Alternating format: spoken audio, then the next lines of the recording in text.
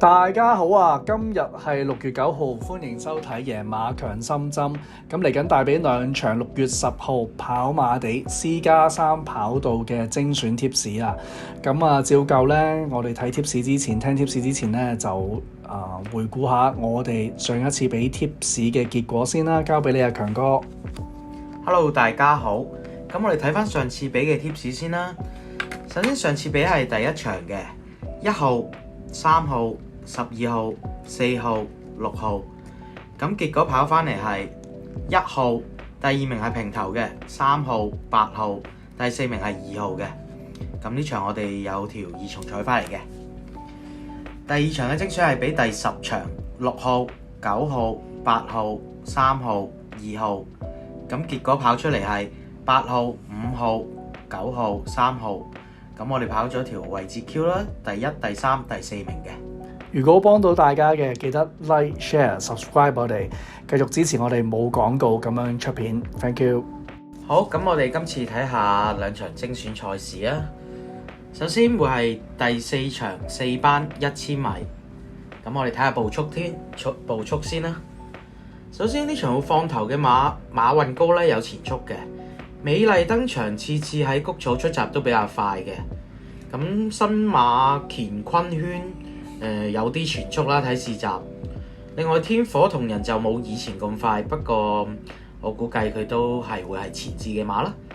咁老鼠班加咗眼罩比較搶口，有冇前速cut唔cut到埋嚟就好睇翻當日嘅狀況會係點啦。咁我估計起碼會有正常嘅步速嘅。好，我哋揀馬。首先第一隻揀嘅馬係2號紅前道。上次初跑谷草1000米啦，咁排個10檔，跑第3名翻嚟嘅。今次有咗一次路程嘅經驗，排檔亦都內移咗，估計名次會比上一次更加進一步。晨操見佢狀態亦都靚噶，第一隻揀翻先啦。第二隻要揀嘅馬係1號凝聚美麗，今次跑唯一贏馬嘅路程1000米，繼續用翻巴道，排檔亦都比上次好。隻馬今季跑谷草1000咧，成日都入到 Q 嘅。贏咧就要睇臨場嘅際遇係點啦，但係佢係一隻10分準成嘅馬嚟噶，要揀噶。第三隻要揀嘅馬係8號天火同人，呢隻馬近幾仗都唔係好彩嘅，抽親嘅排檔咧都喺大外檔。咁今次難得抽到個1檔，估計佢都會守到個好位去跑嘅。晨操見佢隻馬咧 keep 到水準噶。有權直路1攻2破噶。第四隻要揀嘅馬係9號馬運高，隻馬就第一次轉過嚟谷草跑嘅啫。咁今次初次幫佢戴翻嗰個頭罩啦，隻馬前速亦都好快嘅，試親閘佢都放到頭。當然佢係一隻處女馬啦。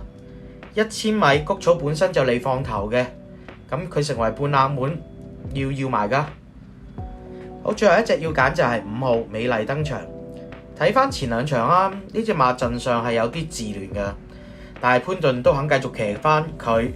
今次首次帶羊毛面箍上陣，咁我諗練馬師都希望幫到佢陣上可以穩定到走勢啦，多住佢啦。好，咁我哋重複一次，第4場要揀嘅馬係2號紅前道、1號凝聚美麗、8號天火同人、9號馬運高，同埋5號嘅美麗登場嘅。好，第二場精選嘅賽事會係第6場4班1200米。首先我哋睇睇步速如何先啦。有前速放到頭嘅馬，最快應該係巴閉王噶啦。咁烈焰光芒睇佢都有前速嘅。另外一隻雷神太保應該唔會太慢啦。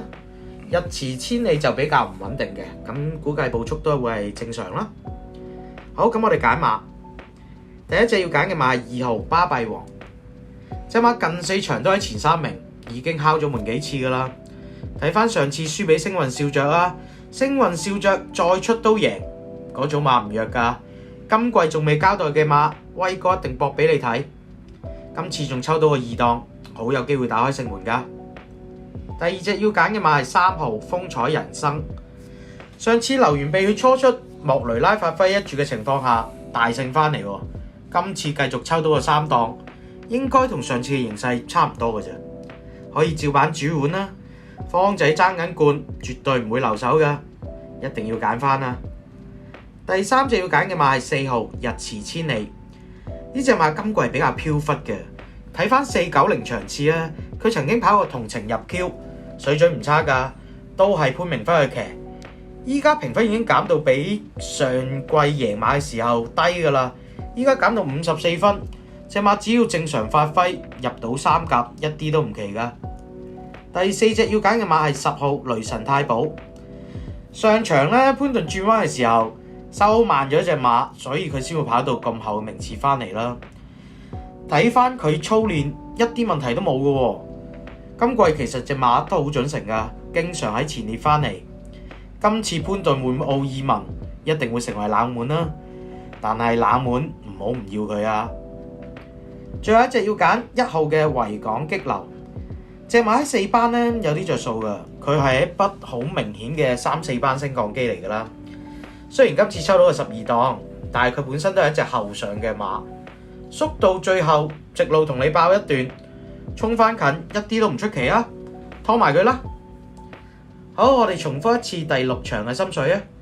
首先係2號巴閉王、3號風采人生、4號日馳千里、10號雷神太保同埋1號嘅維港激流。好，咁啊，今日係咁多啦，記得 like、share、subscribe、訂閱我哋，多謝晒，拜拜。